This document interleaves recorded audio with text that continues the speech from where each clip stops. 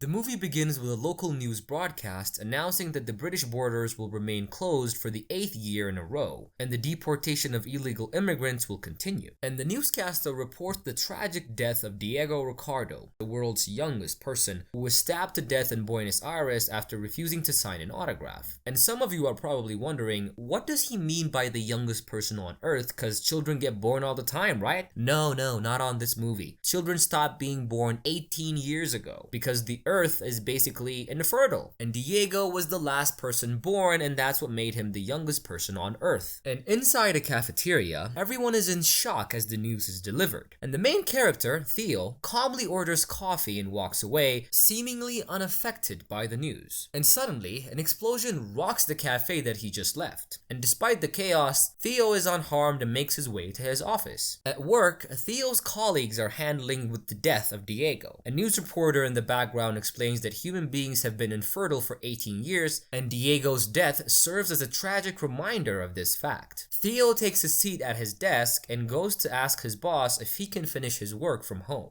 He briefly explains the situation and his boss agrees. We then see Theo boarding a train and watches as the TV shows that every major country in the world has fallen except for Britain, and the scene then shifts to illegal immigrants locked in temporary cells, highlighting the inhumane treatment of outsiders in a world that's losing its humanity. As Theo arrives at his destination, he meets Jasper, an old friend, and they continue their journey together to what appears to be a hideout. Along the way, they witness the brutality of the authorities towards illegal immigrants. The hideout is tucked away in a secluded area surrounded by trees and shrubs. As they arrive at the hideout, Jasper offers Theo a place to stay with them, but he declines, saying that he needs to have something to look forward to. Inside the house, they greet Jasper's wife, Janice, in a wheelchair, and Jasper introduces Theo as her rebel with a lost cause. And later that night, they sit down and take a few puffs, and Jasper reveals that he sells to an immigration cop. In the morning, as Theo walks inside his office, a group of people suddenly accost him and kidnap him. In a secured place, they reveal themselves as the Fishes, a group fighting against the British government to obtain equal rights for all immigrants. Theo is surprised to find out that the leader of the Fishes is none other than Julian, who was once his wife. Julian apologizes to Theo for what happened and informs him that the police are after her. She asks Theo for transit papers that would enable a refugee to get to the coast past the security checkpoints. Despite being hesitant, Theo refuses, citing the danger involved. And Julian offers him money, but he still hesitates. And in response, the goons take him back, and Luke, who works with Julian, gives him a notice, informing him that he can change his mind at any time. And Theo decides to seek help from his cousin Nigel, who lives in a very fancy house and is a collector of some of the world's greatest masterpieces. Nigel agrees to help Theo, and they proceed with their plan. Theo meets with Luke and tells him that he will need to escort the girl because he has joint transit papers, and this person that they wanted papers to is actually some girl. The next scene shows Theo meeting Julian on a bus and handing her the papers. The two briefly argue about their lost son, Dylan, and Theo accuses her of getting over it too quickly. When they get off the bus, Julian tells Theo that she trusts him. They soon meet with Luke and get inside a car. Theo meets Key, the refugee, and Miriam, a former midwife and member of the Fishes. And this all happens as they head towards the Canterbury. Along the way, they are attacked by a group of people, and while retreating, two guys on a motorcycle shoot Julian in the neck. Theo uses the car door to defend himself and crashes the motorcycle, but sadly, Julian dies. Later, when the police pull them over, Luke quickly takes them out and then bury Julian in the woods before continuing on their journey. They arrive at Tomás and Emily's farm, where the Fishes will be electing their new leader, and Luke assures them that they will be safe here. After taking a shower and changing clothes, Theo heads out to talk with Key on the farm while Luke is being elected as the new leader. Key tells Theo that Julian had told her to trust him and that he would help her get to a boat called the Tomorrow. Theo claims to know nothing about this when Key takes off her clothes and reveals that she's actually pregnant, which is impossible at this point. It's like a miracle birth. You can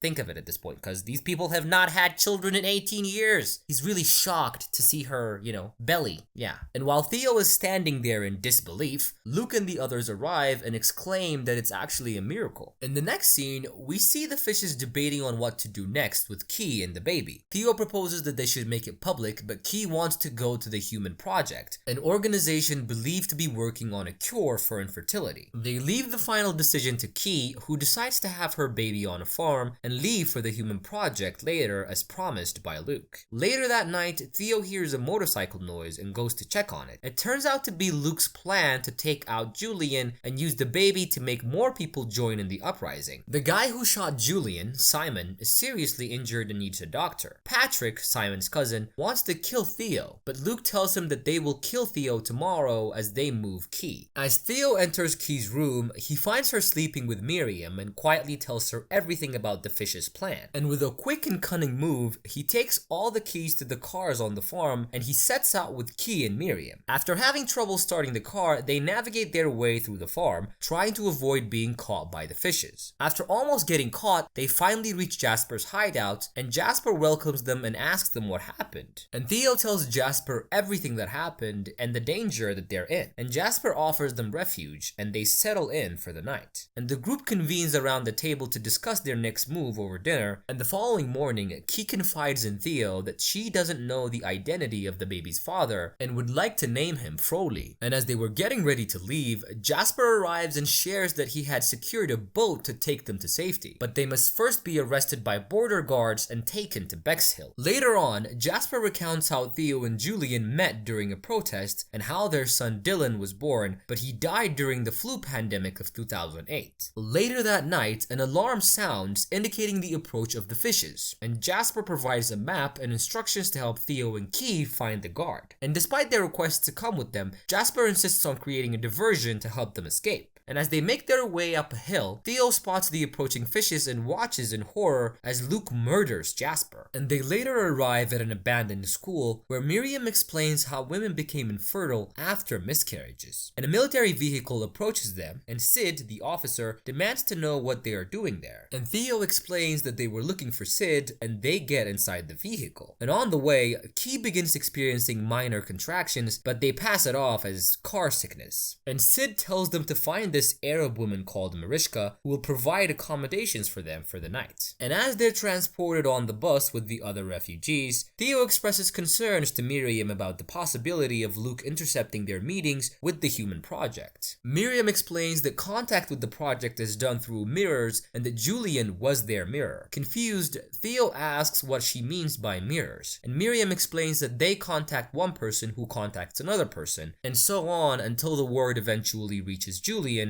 who relays it to Luke. Meanwhile, Key's contractions have become more frequent. Upon arrival in Bexhill, Key tells Miriam that her water has broken, and Miriam begins to pray. However, a guard intercepts them and takes Miriam out of the bus. The rest of the refugees are taken onto the streets of Bexhill, where they meet Marichka, who takes them to their shelter. Once Marichka leaves the room, Key goes into labor and Theo delivers the baby. And after several minutes of intense labor, Key gives birth to a baby girl, the first child born in 18 years. And the following morning, Sid arrives and informs them of a bomb that went off by the fence the previous night and how some fishes managed to get in. Meanwhile, Marichka's dog becomes curious about Key's baby, prompting Sid to inquire about what they have. And Key hesitantly reveals the baby to Sid, who is shocked and immediately tells them to hurry to the boat. Sid then pulls out a gun and informs them that they were on the news the previous night and that the police and the fishes are after them. And after Marichka hits Sid, who was about to engage Theo in a fight, they all flee through a semi-open door and Sid chases after them. And when he sticks his head out the door, Theo knocks him out. And Theo turns to Marichka and inquires if she knows where they can locate a rowboat. And after weaving through a group of protesters, Marichka leads them to a local mob where they hide for a few hours. During this time, Key expresses to Theo her desire to name her baby Bazooka instead of Froley, and she wants to do this because she thinks it sounds more feminine. And the mob informs them that they have found a boat and urges them to leave immediately. Before departing, one of the guys from the mob inquires if the Human Project is real, to which Theo firmly responds that it better be. And as they maneuver through the streets to the boat, the military is clashing with the uprising, and suddenly the fishes discover them and Luke takes Key and her baby. He instructs Patrick to wait around the corner and kill them all, and Patrick obeys and kills the man from the mob first. But the military's arrival creates a distraction, and Theo and Marichka take advantage of the chaos and escape,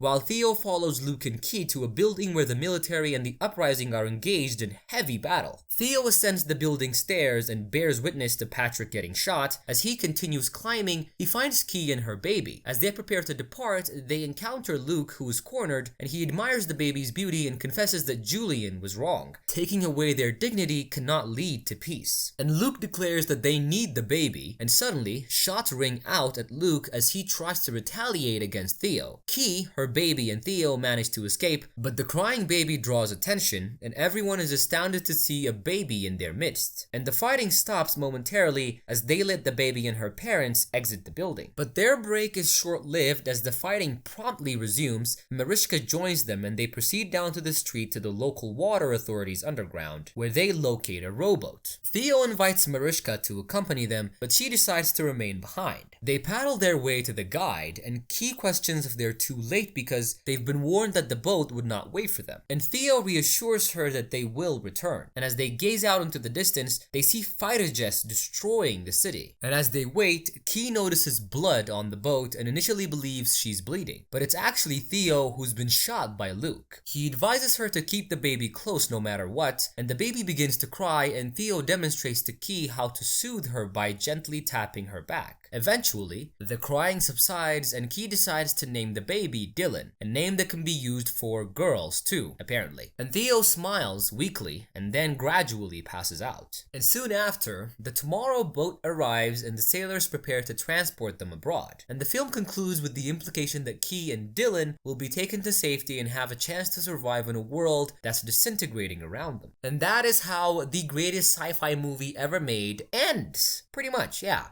And if you liked my recap of this movie, make sure to leave a like, leave a comment, and subscribe to my channel. I love you guys so much. I'll see you on the next one. Bye.